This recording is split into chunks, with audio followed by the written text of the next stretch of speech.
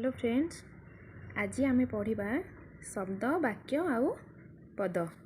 प्रथम है शब्द क्या कहुए। तो शब्द क्या कहती ना सार्थक वर्ण बा वर्णर समष्टि को शब्द कहुए।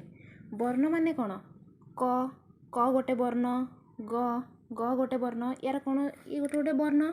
ये वर्ण गुड़िकर समष्टि को है वर्ण गुड़िकर समष्टि को बा वर्ण दुईटी मिसीगले ताकू कहती शब्द।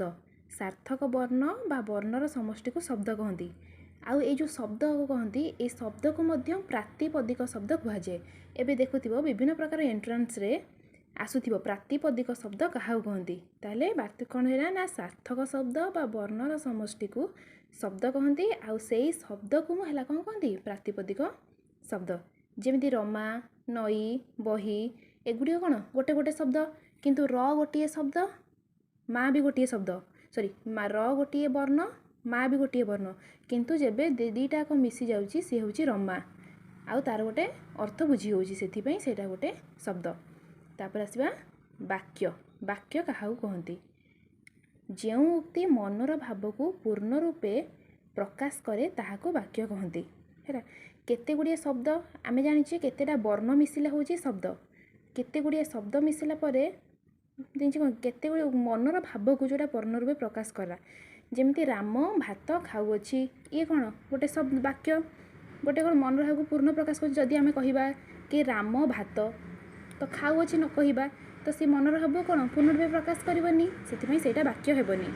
जेहेतु राम भात खाऊअछि सेमती सीता बही पढ़ुअछि, ये सब गोटे गोटे वाक्य। एबे देखिबा पद काहाउ कहती। वाक्यर प्रत्येक अंश को पद कहती। आम ये जो पूर्व वाक्य देखिले राम भात खाऊअछि, एटा कौन आम मनर भाव को पूर्ण रूपे प्रकाश करछे, सेथिपई ताको वाक्य कहुए। किंतु राम भात खाऊअछि, राम गोटे पद, भात गोटे पद, खाऊअछि मध्य गोटे पद।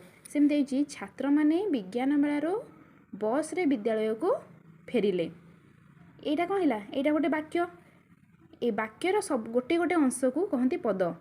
जेमिति छात्र माने गोटे पद, विज्ञान मेलारो गोटे पद, बस रे गोटे पद, वाक्य गोटे पद, विद्यालय गोटे पद, फेरिले गोटे पद। एबे आपण माने मु जानुछि आपण सब डाउट क्लियर हो जाइथिबो।